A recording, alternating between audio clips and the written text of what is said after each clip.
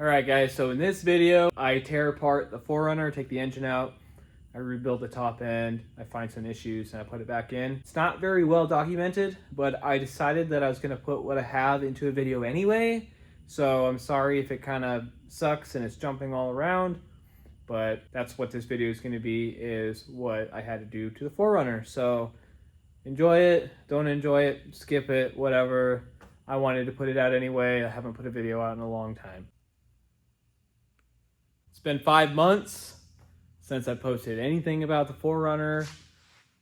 The 4Runner broke down about 5 months ago, and I haven't had time to touch it.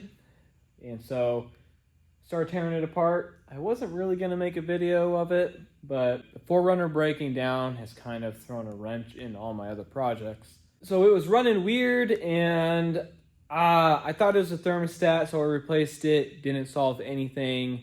Then it started running really rough. Well,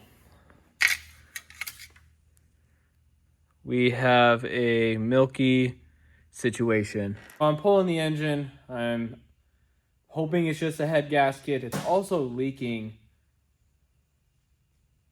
Okay, calm down, freaking shop ghost. It's also leaking a ton of oil. There is oil all over the front. There's oil all over the bottom of it. But so far, I got the radiator out. I got the AC compressor disconnected. I actually have the wiring harness out. The power steering line's disconnected. Heater core lines, throttle cable. I have the starter taken out. I have all the bottom bell housing bolts taken out. I have to get to the top 2 bolts. Oh, and the exhaust. I have to do the exhaust, though. So I got to tilt the engine backwards a little bit, or down, so I can get to the top bell housing bolts.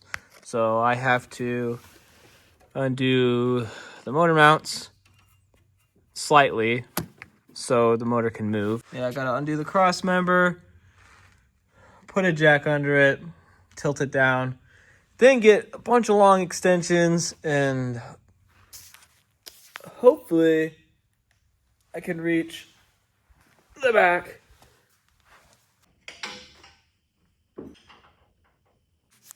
All right, so I got the motor mounts, the back bolts out, the front one's loose. I'm hoping that'll help it tilt without it, crashing down. Now I have to get the exhaust off. Now I'm hoping I can get these exhaust bolts. I hate doing exhaust. Yeah, see, this thing is just has so much oil everywhere. Well, I got the exhaust bolts off. Of course, the bolt broke. The nuts came off fine, but the bolt broke, which kind of pisses me off. So, goddamn, dude. Ugh. I hate exhaust bolts so much. God, freaking hate exhaust. Okay, after some hours of struggling, getting those top bolts out, finally got this mother effer.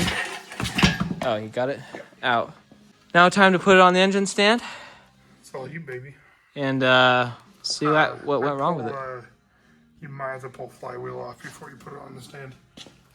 Oh yeah, or not flywheel, but the clutch. Clutch. Okay, well, but let's just leave. Lower it on the Okay. The tire, and then you can pull that. Okay. Let's one hand this. Fucking crush. Boom! You dumbass! You're supposed to lower it slow. Oh no. Oh, dude! I knew that was gonna happen. Oh. That's what it sounds like after you have too much Taco Bell.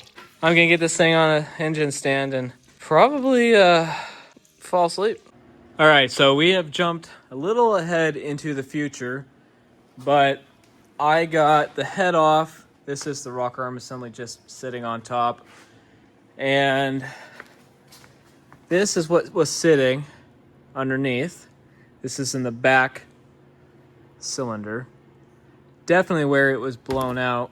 I didn't really film anything because my cousin came over and he helped me, but he actually pressure washed the engine bay for me.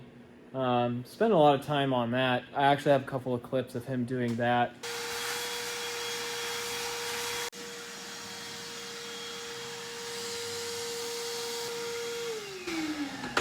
Are you done already?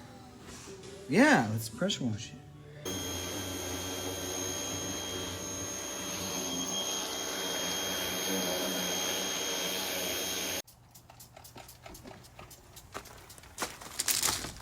Oh, I almost died. Can you start this for me? It sounds like it has a misfire. Can you give him more gas? Sounds like it's retarded in timing. Give him more gas. Ah, yeah. Definitely a blown head gasket. Yeah. Dude, this looks good. You did a really good job.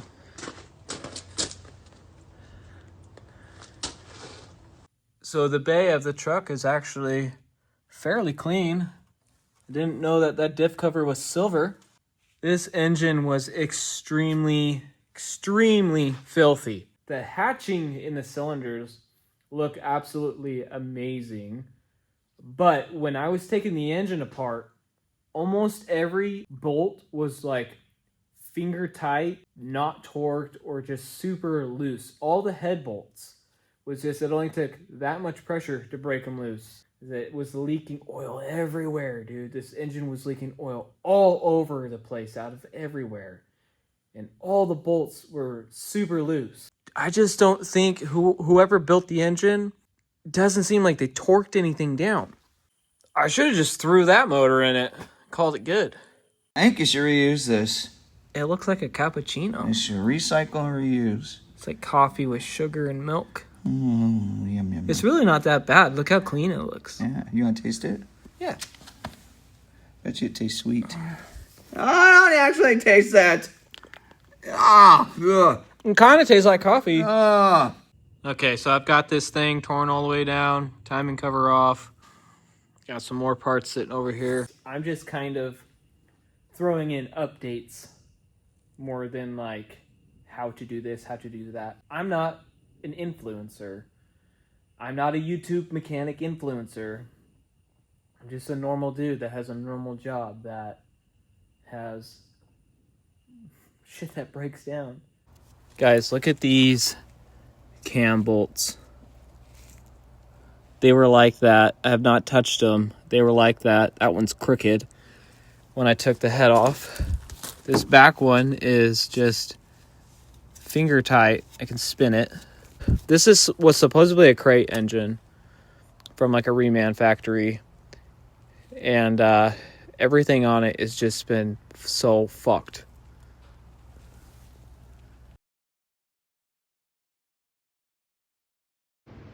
So I had to go source another head. This is a used head that I bought from my buddy, but everything looks decent.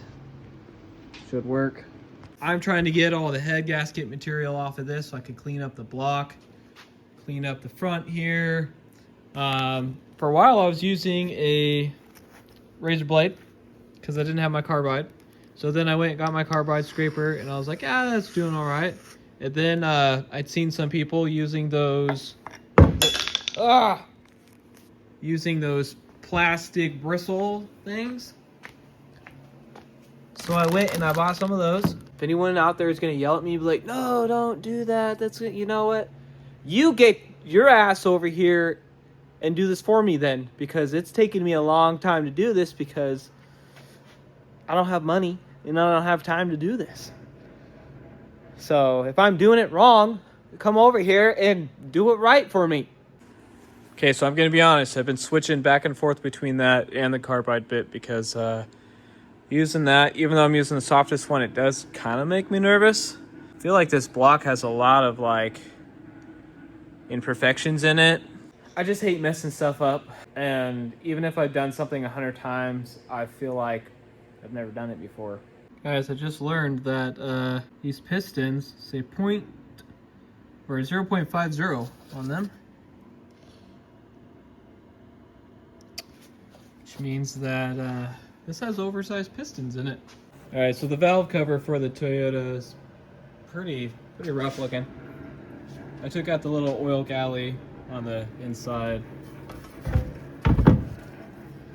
And I think that I'm gonna kind of scrub it, try to get the rest of the dirt and grime off of it, and then I'm gonna stick it in the sandblaster and see how clean I can get it. I wanted to take that out because I know that this is gonna get full of really fine pieces of sand that I don't want to get stuck inside this galley. And so when I'm done, I will have to wash it and put some compressed air and try to get everything out as much as I can. Because you really don't want, you know, media blast going through your engine. All right, this is, I don't know, probably half hour in the media blaster. There is some pitting on it, but I'm sure it'll be fine once it's repainted. I'm not trying to go for show quality. I'm just trying to clean it up to make it look better than it was. I was just putting the water pump on and I snapped a bolt at 6 foot-pounds, or it's supposed to be 6 foot-pounds, but luckily enough, it was sticking like a 1/4 inch out, so I was able to pull it out. I ordered a new hardware kit from 22RE Performance, and then once that shows up, I can put the water pump on. Almost back together. I repainted the oil pan, got everything in there taken care of.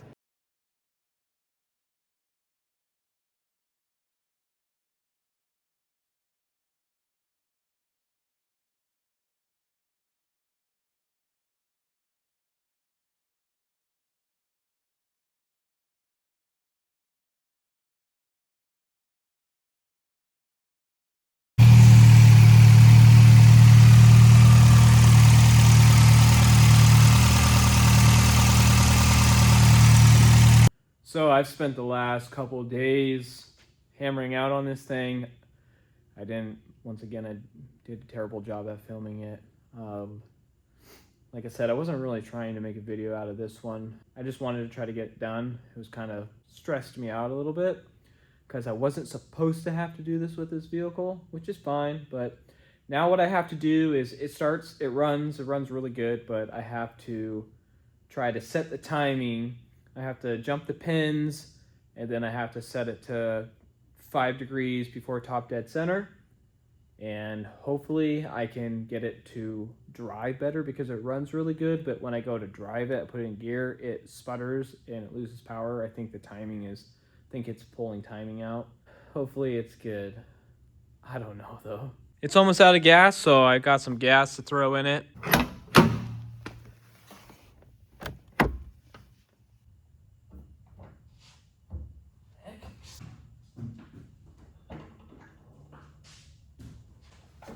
There we go.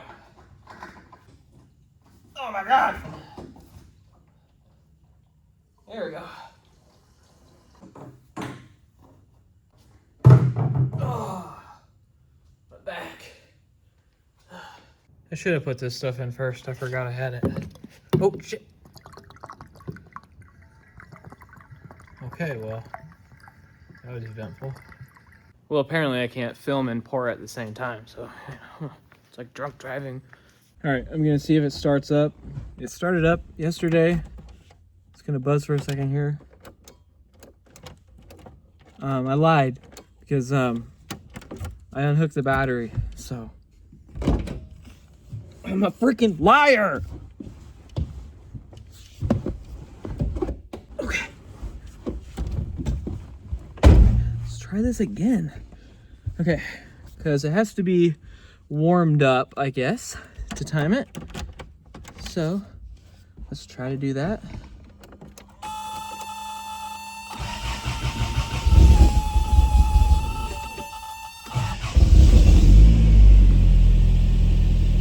See, it runs good.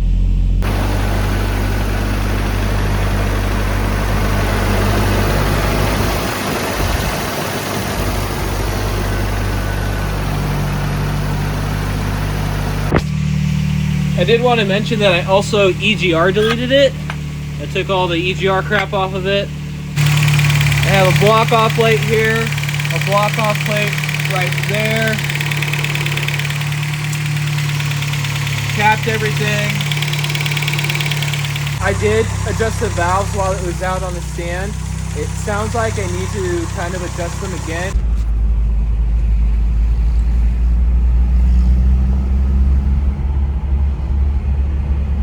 Taking it for a drive.